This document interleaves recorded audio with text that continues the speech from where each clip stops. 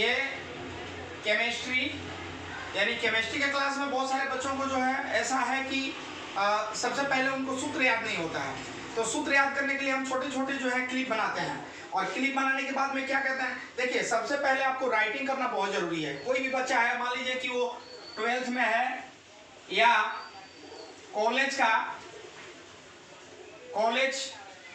First year है या second year है या थर्ड ईयर है, या फिर उसके बाद वो पीजी करना चाहता है, तो ये देखिए सबसे पहले देखिए पार्ट 2 आ गया है, रसायन है 10+2 साइंस केमिस्ट्री यानी पार्ट 2। तो ये किताब में जो आज दिया है, ये जितने किताब में दिया है, ये सारे सिलेबस चेंज हो चुके हैं। तो आप अगर सोचेंगे कि इस किताब में बिल्कुल जो है ओल्ड सब्जेक्ट दिया हुआ है, ओल्ड पूरी मॉडल दी हुई है, तो ये आपकी भूल है। इसमें पूरा का पूरा बेस चेंज हो चुका है। चलिए मैं ये किताब रख देता हूँ। तो अब ये जो केमिस्ट्री का सूत्र है, बहुत सारे बच्चे बोलते हैं कि सर सूत्र जो है समझ में नहीं आता है। तो मैं ये कहना चाहता हूँ कि आपको पूरे केमिस्ट्री के जितने रासायनिक नाम हैं वो सब याद होने चाहिए, तब आपको जो है वो चीज समझ में आएगी। जैसे हाइड्रोजन है तो H होता है, अब हाइड्रोजन का 2 भाग तो H2 होता है, ऑक्सीजन का 2 भाग तो O2 होता है, कार्बन डाइऑक्साइड तो CD2 होता है, कार्बन डाइऑक्साइड का दूसरा। अब मान लो कार्बोहाइड्रेट ऑक्सीजन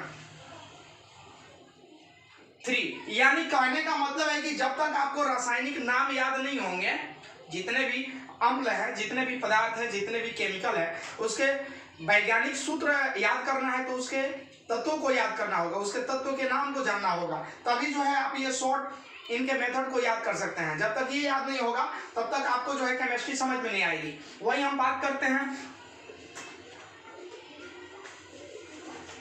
चलिए वही हम बात करते हैं कि बहुत सारे बच्चे बोलते हैं कि अम्ल क्या है, यानी थिंग्स।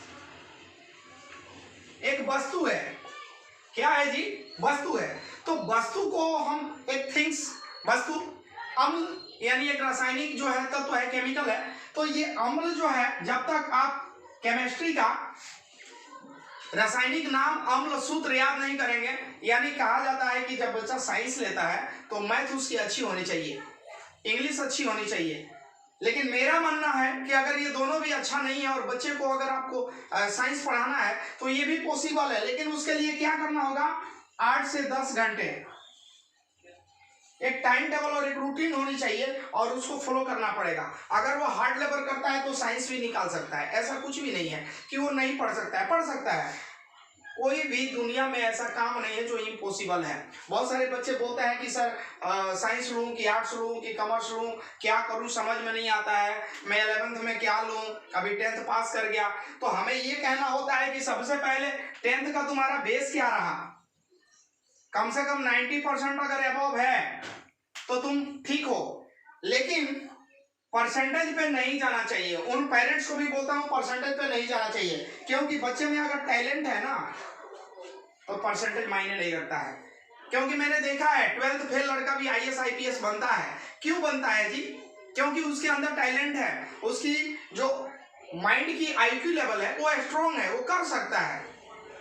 तो ये सारी चीजें जो है हम आप लोगों को समझाते हैं, तो आप लोग ध्यान दीजिए। और जो भी हार्ड विषय है, आप लोग बोलते हैं कि सर फिजिक्स हार्ड है, केमिस्ट्री हार्ड है, बायोलॉजी हार्ड है, तो मेरे हिसाब से कोई भी हार्ड नहीं है। बस आप ध्यान दीजिए, थोड़ा अपने पेशेंस को बनाए रखिए, आप बिल्कुल आगे जाएंगे और सक्सेसफुल हो जाएंगे। चलिए हम नेक्स्ट क्लास में आपको बताएंगे, तब तक के लिए थैंक यू सो मच।